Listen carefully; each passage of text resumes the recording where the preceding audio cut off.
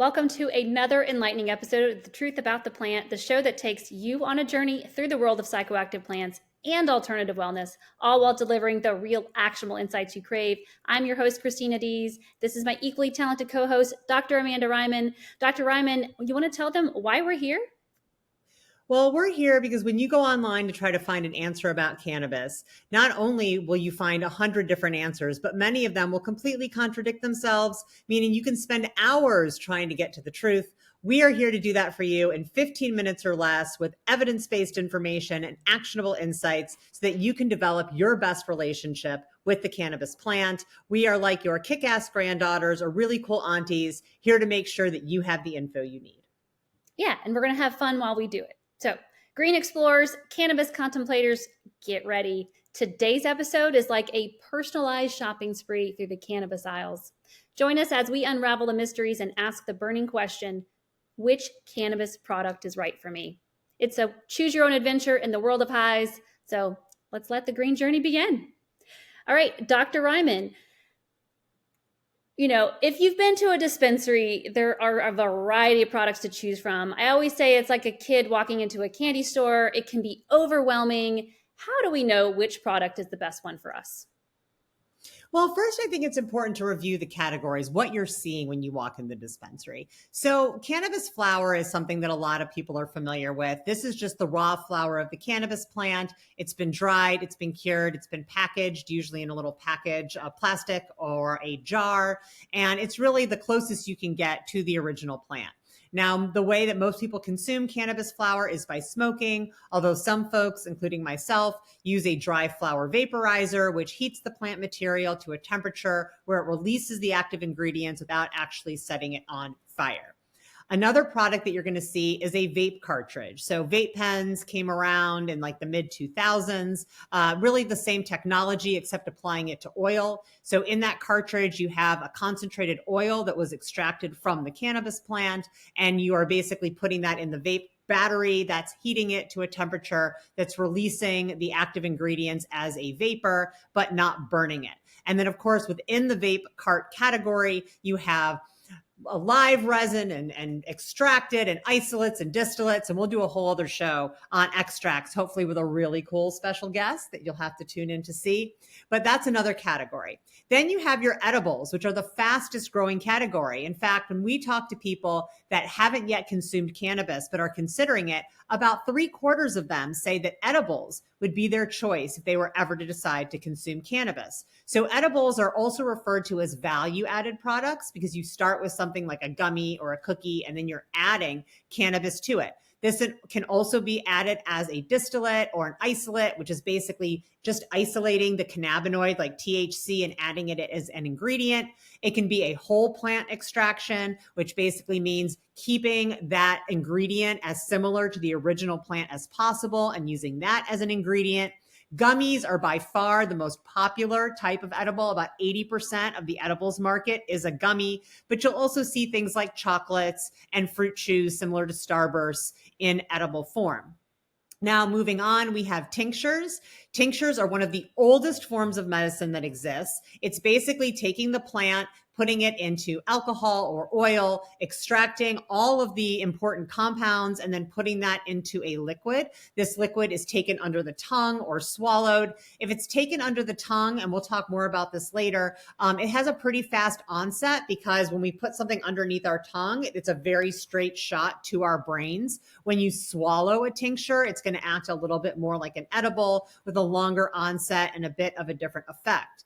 The other things you might see in a dispensary are cannabis-infused beverages, which are usually fast-acting. They can be low dose, going all the way up to very, very high doses in a small concentrated form. Some dispensaries may also have capsules, pills, mints, all infused with cannabis, and then topicals, which are basically rubbing on the skin. It's not going to get you high because it doesn't break the blood-brain barrier, but it is going to help with things like localized pain, arthritis pain, psoriasis, other types of dry skin and skin conditions. Now, in some dispensaries, it's not very common, but you might see things like transdermal patches, which you're putting on the skin, and then the cannabis is basically going inside the body that way. And then sometimes you'll even even see suppositories, which of course are inserted rectally. These can be really helpful for people who have medical conditions where they have trouble swallowing things or have trouble keeping things down because they're really nauseous. So these are the types of products that you will see in a dispensary. Now, in terms of what's right for you, one of the first questions we ask is, why are you using this product? Are you using it to relax? Are you using it to help with sleep? Are you using it to quell other symptoms related to a medical condition? Are you using it for pain? Are you using it for energy? And this is really going to help you decide which product is right for you. Different products have different times of onset. So if you're inhaling the product, either through a vaporizer or smoking, you're going to feel that effect pretty much right away. So if you're somebody that's treating a pain condition or a nausea condition, something where you do not want to wait and time is of the essence, inhalation is a really good choice for you. Also, we see fast acting edibles on the market that take only about 10 to 15 minutes for you to feel it. So this could be a really good choice for people that are dealing with symptoms or conditions where they need relief right away. If you're somebody that's using on the go, maybe you have to pop a gummy halfway through the day to deal with back pain, then you're probably going to want to choose something that's not smoking. Smoking is very obvious. It's hard to smoke and not be noticed. The same can be said for vape pens. Even though they are vapor and not smoke, it's still, putting something up to your lips and sucking on it. It still can leave an odor. So something like an edible or a tincture is going to be better for people who want it on the go. And then if you're looking for just a nice night of relaxation at home, then the options are really open. We don't recommend that you do a lot of smoking indoors. Even though cannabis does not have the same cancer-causing properties as tobacco, secondhand cannabis smoke still has small particulates in it where repeated exposure is not very good for humans and not very good for pets. So the first question to ask yourself is, why am I using this? The second question to ask yourself is, where am I using this? And that's really going to help you determine which type of product is right for you. Okay, well, that was a lot. So, if you've ever been to a dispensary, it can be a lot of fun to walk around and check out everything they have to offer. It can also be overwhelming, can also be really expensive because then you end up getting one of everything. So, to make things easier, what I heard you say was you want to make sure you choose your product before you go. Then you want to figure out why you're using it or decide what am I going to use it for this time? And then where you're using it. So it sounds like environment plays a key role in that decision. What about the desired effect?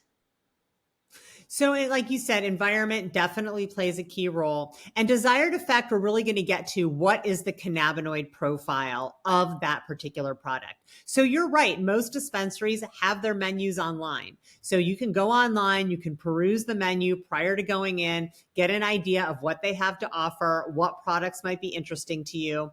And then let's say you decide you want cannabis flower. There's going to be flower with a wide variety of potencies. So if you're somebody that's newer to cannabis or you want something that's not going to completely knock you out, you're going to look for something with a lower THC percentage, perhaps something that has some CBD in there as well, although that can be hard to find. So you really want to stick to the low end of that spectrum, which can be something like 10% of THC up to like 15% THC. But if you look at the menu, you'll see that a lot of products are up in the 30% THC range. This can really be too intense for somebody who's either newer to cannabis or is looking for a more mild effect. Now, kind of the wild card with flower is going to be terpenes. So terpenes, or the aromas in cannabis, have their own effects. And so you might have a flower that's 15% THC, two flower strains that are 15% THC but have different terpene profiles. One of them may feel a lot more intense than another. Now, unfortunately, most states do not require terpene testing as part of the testing process and do not require that flower companies put the terpene profile on their packaging. So unfortunately, this can be a little bit of trial and error. You may want to ask the bud tender, is there a difference between these two 15% THC flowers? And they may be able to report their own experiences or what other customers have experienced, but it can be really, really difficult to know. Now, I will recommend there is a new app out there called Buddhist. And it's basically like Rotten Tomatoes for cannabis. And they have reviewers that review different products, including the effect that they had on them. Now, of course, take this with a grain of salt because experienced cannabis consumers can have a lot higher tolerance for THC than newer consumers. But it's at least going to tell you, okay, this person ate this edible before they went on a hike. Did they feel that was a good choice, or did they feel it made them really tired? And this can also really help inform what products you want. Now, there are certain products where you can really dial in that cannabinoid profile a little bit better. And we're going to talk more about those in a minute. But I would say that potency is really going to be your key indicator about effect. So again, if you're looking for something that's a little bit milder, maybe you want to go and do an activity, you don't want to just be sitting on the couch afterwards, I would look for something with a lower amount of THC, boost up that amount of CBD, and then you're pretty well assured that it's going to give you the effect you're looking for. Yes. And I love how you broke it down from like novice to more experienced users, because we're all using it for different reasons. Some of us use it all the time for a specific one, but maybe if I'm having surgery, I might want something else. So I think that does come into play. And to that effect, or to that note, are there certain products that are better for medical use, say? So I would say yes. Now, of course, we talked about the benefits of inhalation being that you feel it right away. So, if you're in severe pain, like you said, after surgery, you might be looking for something that is going to be more inhalation based because you want that effect like immediately. But I would recommend tinctures. I personally think that tinctures are some of the most underutilized products on the market, and I'll tell you why. First of all, their onset's pretty fast. We're talking 10 to 15 minutes. So it isn't going to be as fast as inhalation, but you're definitely not going to be waiting around for 1 to 2 hours like an edible. It's not smoked, so it's going to be healthier for you. But the thing that I really appreciate about tinctures is that you can really dial in that cannabinoid ratio. So whereas it can be really difficult to find flower, first of all, that's less than 20% THC and that has other cannabinoids in it as well, because we're talking about what's naturally occurring in the plant, a tincture, you can really dial that in. So you can have something that's like a 20-to-1 CBD to THC ratio. So for every 20 parts of CBD, there's 1 part of THC. You can find something that's more 1-to-1, so a balanced amount of THC and CBD. You can also find minor cannabinoids, and these are cannabinoids that are present in the plant, but not in enough abundance for them to really be felt when you're using raw flower. So these are things like CBN, which has been shown to help with sleep,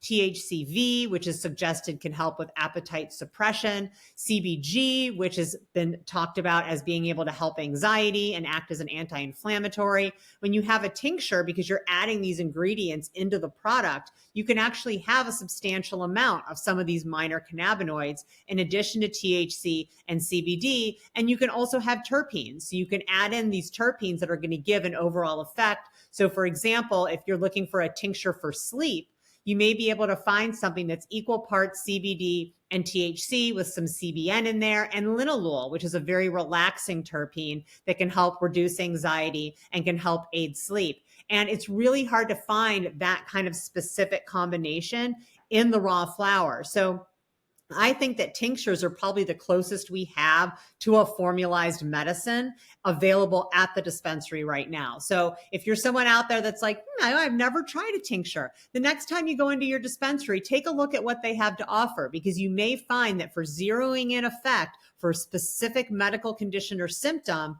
tinctures are a really good choice. I definitely agree with that. You just gave me some really good ideas for questions for future episodes. So those of you listening, those of you watching, tune in each week, because you never know what we're going to ask.